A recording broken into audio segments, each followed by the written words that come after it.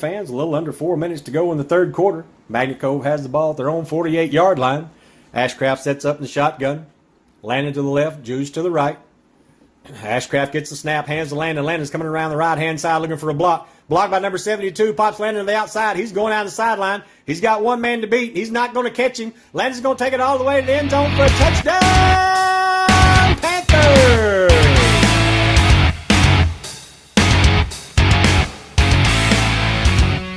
Welcome back to the Magnet Cove High School Coaches Show. I'm here with head football coach and athletic director, Coach Carmikle. How are you doing today, Coach? Good. Unfortunately, the Panthers fell to the Red Bugs Friday night at Kenneth W. Hammond Stadium with a final of 42-24. But it was a close game all the way. But in the end, the scales just tipped in the Red Bugs' favor. Even though the Panthers lost, Coach, there was a lot of improvement I could see from fans' point of view. What was a major area of improvement that you and the coaching staff saw this past week? Yeah, I think our level of focus was 10 times better going into that game and throughout the game as it was, compared to the week before at Poe. And, we played hard and we made a lot of big plays. Obviously going into the fourth quarter with the lead, we played really good for 3 quarters. I felt like our inside run game was much improved, and we tackled pretty well in space for the most part. So there were a lot of areas that I feel like we got better in.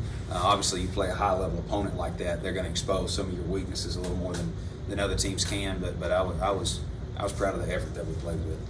What is an area that you saw that needs improvement moving into this next week? Yeah, we got to do a better job playing technique on the defensive line. Especially on the inside. We play it's a gap control defense, and so those defensive linemen, they can't just run upfield. If they do, it widens the gap for a linebacker to have to fill. So we have to do a better job of playing on the line of scrimmage and squeezing blocks down. And then offensively, we got to capitalize when we get opportunities. I think we were like 4-12 on third down. You're not going to beat a good football team. You only converting 25% of your third downs. So there's some things for sure that we have to improve on going forward before we get into conference play. And there was a lot of good play on the offense and defensive side. What do you think one player that you could really highlight this week on the offensive side of the ball? I think there's a couple. Luke Harper, he continues to show that he's going to be a major weapon, throwing the ball down the field to him, and then obviously had the big touchdown run as well, and that was just a lot of grit and heart. Julius had a big game running the ball. We got in our single wing set a little bit towards the end of the game, and had a lot of success running the ball inside when we got in that, and Julius was a big piece of that. And like I said earlier, I think our offensive line really improved with our downhill run. We couldn't run the ball inside against Poe, and we could against Fordyce, and Fordyce's defensive front was probably a little bit more talented, and so that shows, some glimpses of what we can be offensively. We just have to be able to put it all together now. What about defensive player highlight this week? I did see some good open field tackles and some good defense against that Fordyce offense. Yeah, Fordyce is, when you're playing somebody with that much speed, you have to play perfect. All 11 guys do on every snap, and if you don't, then they can score. And I think that's what happened a little bit towards the end. But throughout the game, we played really well defensively. Our linebackers flew around. Julius had another good game at inside linebacker. Kevin Inslee, in the first half before he went down, had some big open field tackles. Hayden Browning made some big plays for us. And Bronson Koulis had a big job covering at number 1, and he didn't catch one ball down the field. They threw a couple of quick screens to him. We swarmed with the football and made plays on it. And so there was some areas I feel like we played really well in. We just like the offensive side, we can't be inconsistent against a good football team. Yeah. This upcoming week, you have your last non-conference game. It is a 2A opponent in Baptist Prep in the Eagles. The Eagles are winless this season. They have played Yellville Summit and Conway Christian. What do you expect this Friday night from the Eagles? Yeah, they're a young football team, and they're trying to find an identity on both sides of the ball. Their kids play hard, and we're going on the road, and these non-conference games, this is our last one. They're all about getting better.